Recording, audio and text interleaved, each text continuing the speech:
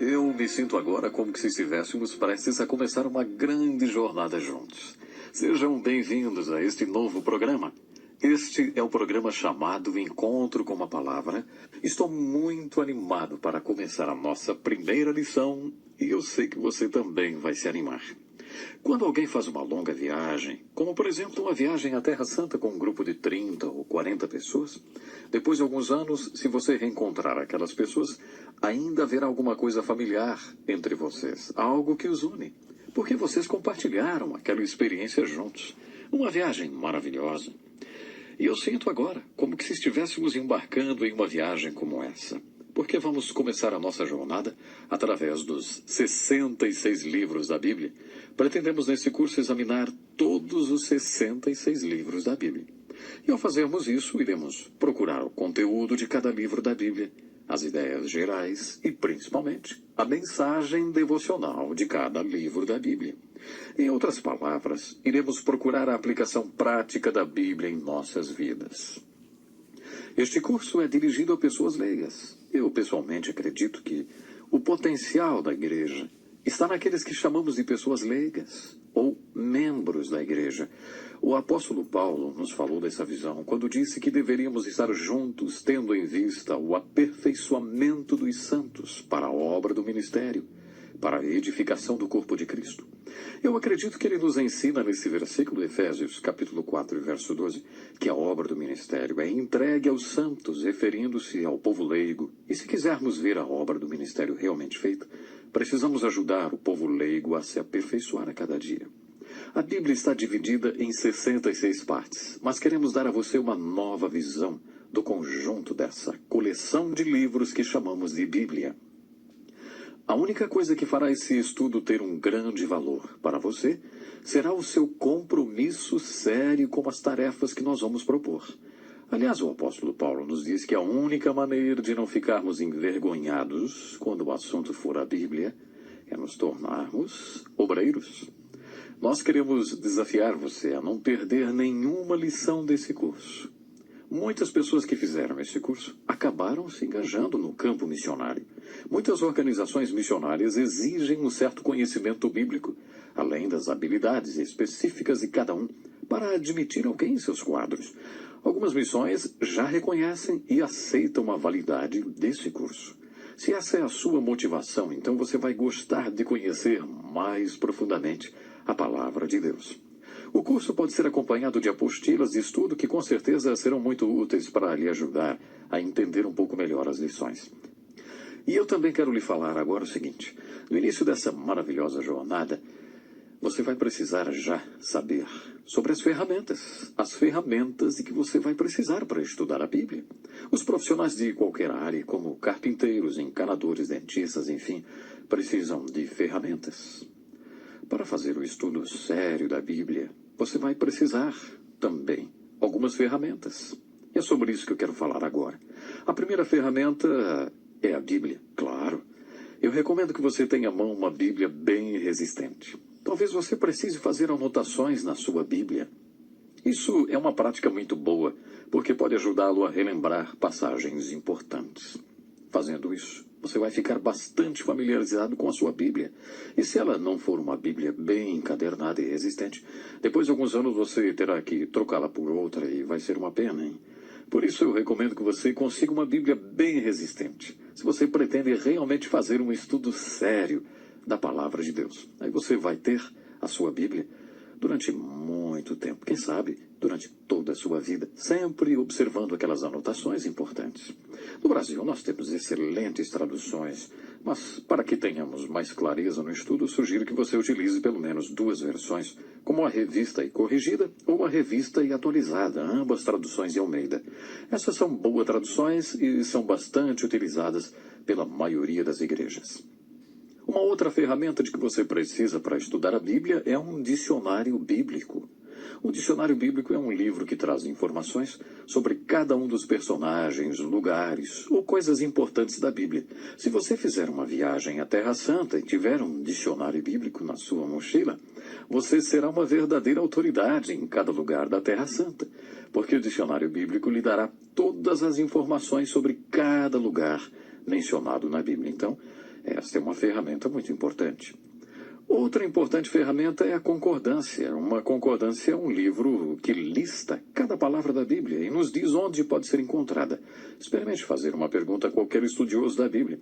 Pergunte a ele o seguinte: se você estivesse numa ilha deserta e pudesse escolher um livro para acompanhar a sua Bíblia, que livro você escolheria? Muitos iriam sem hesitar. Uma concordância. A razão por que a concordância é tão valiosa é porque, com ela, você pode estudar a Bíblia por tópicos. Você pode, por exemplo, escolher um assunto e procurar essa palavra na concordância. A concordância vai lhe mostrar em que passagens da Bíblia esse assunto é abordado, do Gênesis ao Apocalipse. Esse é um dos motivos que fazem os estudiosos gostarem tanto da concordância bíblica. Outro motivo que faz da concordância uma ferramenta tão útil é que ela nos ajuda a localizar versos nas Escrituras. Quantas vezes alguém já não lhe perguntou onde a Bíblia diz que o amor ao dinheiro é a raiz de todo mal, enfim? E você pensa, mas não consegue lembrar onde a Bíblia diz isso. Com uma concordância, você pode facilmente procurar as palavras, por exemplo, amor, dinheiro, raiz ou mal, e aí descobrir o versículo que diz que o amor ao dinheiro é a raiz de todo mal. Outra excelente ferramenta que eu gostaria de recomendar é o comentário bíblico. Essa ferramenta nos ajuda a entender melhor a Bíblia. Lembre-se que há muitos pastores que escutam e estudam essas lições bíblicas. E eu tenho certeza que, se algum dia alguém fizer alguma pergunta sobre a Bíblia, você vai querer saber a resposta. Não é verdade? Além disso, é bom que você tenha também caneta e papel à mão para anotar as suas dúvidas. Lembre-se, estamos começando uma longa jornada. Pegue suas ferramentas, não perca nenhuma lição e convide seus amigos para participarem dessa maravilhosa experiência de estudar o livro dos livros, o maior best-seller de todos, que é a Bíblia. Nos evangelhos nós aprendemos que Jesus apareceu aos apóstolos após a ressurreição e compartilhou. Isso mesmo, Jesus compartilhou com eles algumas verdades sobre a Bíblia. O evangelista diz que depois de ouvir essas verdades compartilhadas por Jesus, os apóstolos, pela primeira vez em suas vidas, entenderam a Bíblia. Esses fatos que Jesus compartilhou com eles abriram o seu entendimento sobre a Bíblia. Nesse mesmo espírito, gostaria de compartilhar com você algumas verdades sobre a Bíblia. Eu espero que esses fatos possam abrir o seu entendimento.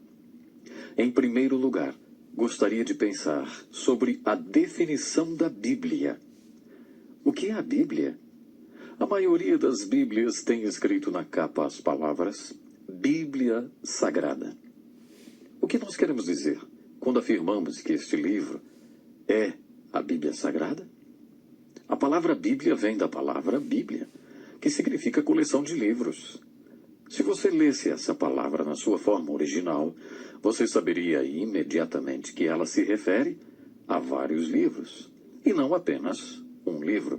A Bíblia é uma coleção de 66 livros. Quando dizemos que esta coleção de livros é uma coleção sagrada, o que queremos dizer? A palavra sagrado significa aquilo que pertence a Deus, ou aquilo que vem de Deus, ou seja, aquilo que está de alguma forma associado com Deus. Deus é a fonte. Essa é a ideia da palavra santo. Aquilo que pertence a Deus é o significado principal. O que estamos dizendo é que esses livros estão relacionados a Deus de uma maneira muito especial. Deus teve alguma coisa muito dinâmica a ver com esses livros. Esse livro contém a mensagem de Deus aos homens. Esse fato faz desse livro o mais importante livro do mundo. Portanto, o estudo da Bíblia é o mais importante estudo do mundo. É por isso que nós vamos estudar esse livro, porque é o livro de Deus para nós. Esse livro também é chamado de A Palavra de Deus. Você já deve ter ouvido muita gente chamar a Bíblia de Palavra de Deus. O que significa dizer que a Bíblia é a Palavra de Deus? Nós chamamos este livro de Palavra de Deus porque as palavras foram escritas pelos profetas e apóstolos como Pedro e Paulo. Veja o que o apóstolo Paulo diz sobre a Escritura em 2 Timóteo, capítulo 3, versos 16 e 17. Ele diz: toda a Escritura é inspirada por Deus e útil para o ensino, para a repreensão, para a correção, para a educação na justiça, a fim de que o homem de Deus seja perfeito e perfeitamente habilitado para toda boa obra.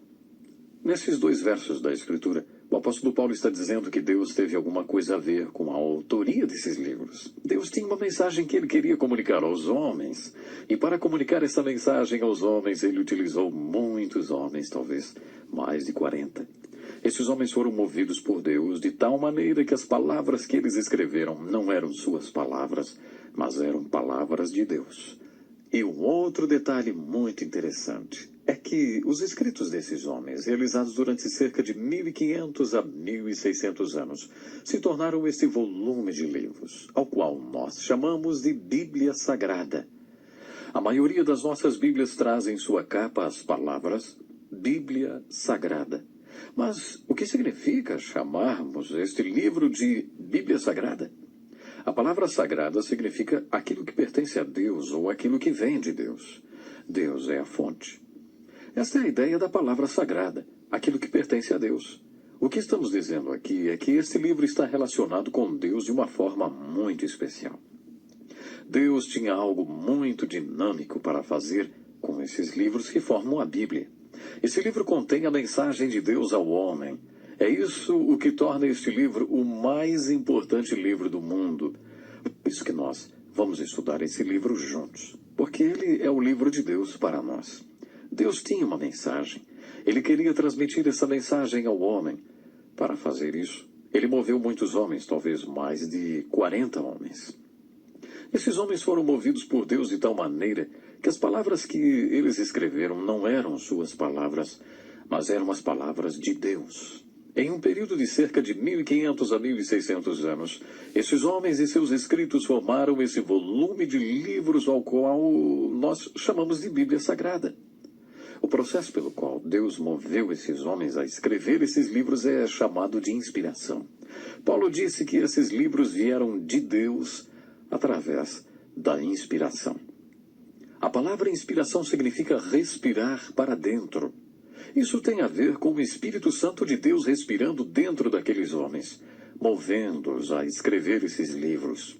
Pedro descreve a Bíblia com as seguintes palavras: porque não vos demos a conhecer o poder e a vinda de nosso Senhor Jesus Cristo seguindo fábulas engenhosamente inventadas, mas nós mesmos fomos testemunhas oculares da sua majestade, pois ele recebeu da parte de Deus Pai honra e glória, quando pela glória excelsa lhe foi enviada a seguinte voz: este é o meu filho amado, em quem me comprazo. Ora, esta voz, vinda do céu, nós a ouvimos quando estávamos com ele no Monte Santo. Temos assim tanto mais confirmada a palavra profética, e fazeis bem em atendê-la, como a uma candeia que brilha em lugar tenebroso, até que o dia clareie e a estrela da alva nasça em vosso coração, sabendo primeiramente isto, que nenhuma profecia da Escritura provém de particular elucidação, porque nunca jamais qualquer profecia foi dada por vontade humana. Entretanto, homens santos falaram da parte de Deus, movidos pelo Espírito Santo.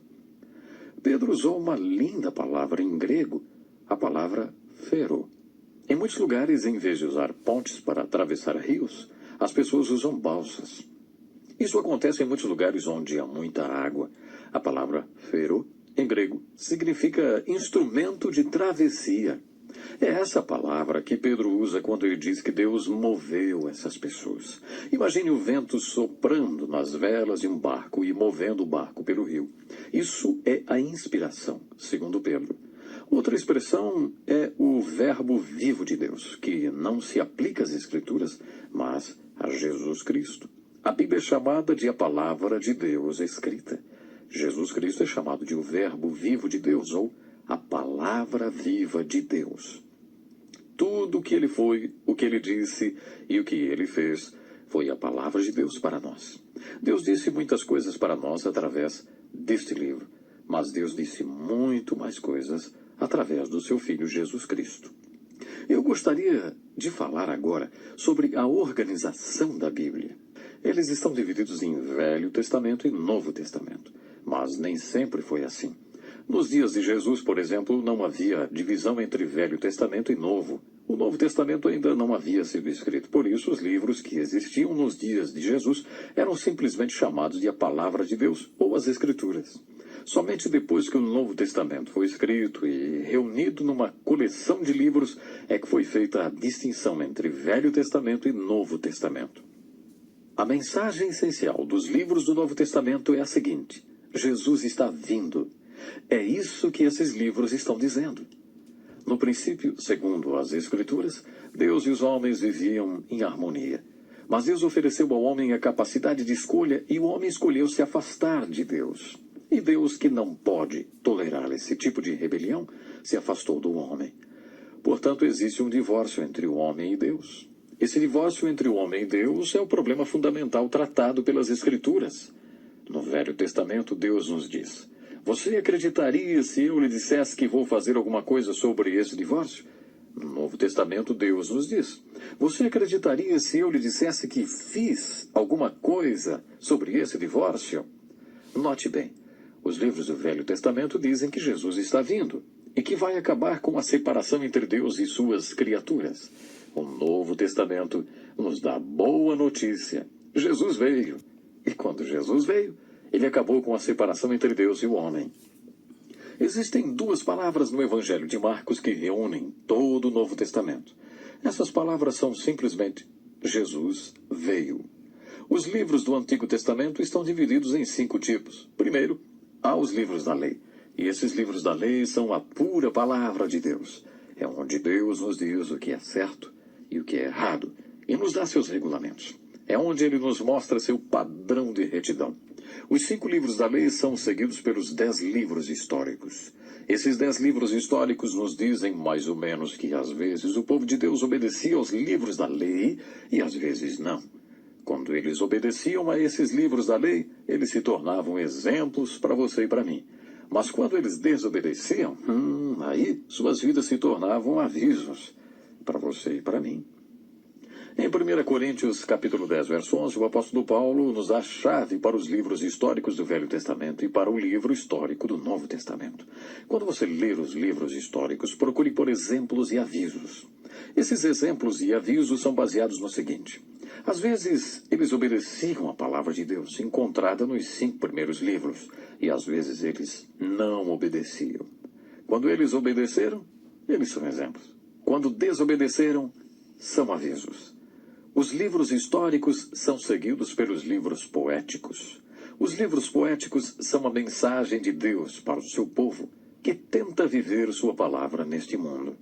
Nos livros poéticos, Deus diretamente fala ao coração do seu povo. Por exemplo, no livro de Jó, Deus tem uma mensagem para o seu povo quando eles passaram por sofrimentos. No livro de Salmos, sua mensagem é a mensagem para quando o povo de Deus estiver louvando. Sobre todas as coisas que passam pelo seu coração quando você está louvando. Essa é a mensagem dos Salmos. No livro de Provérbios, Deus nos fala sobre o que se passa em nosso coração quando estamos lá fora, nos relacionando com os outros.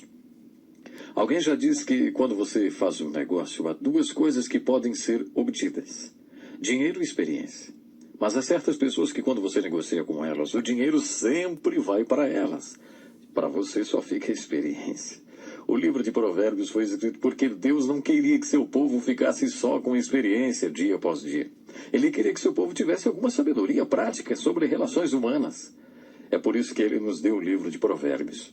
Eclesiastes é a mensagem de Deus para o seu povo quando eles tiveram dúvida no coração. Os cantares de Salomão são uma mensagem dirigida para o povo de Deus quando estiverem fazendo amor.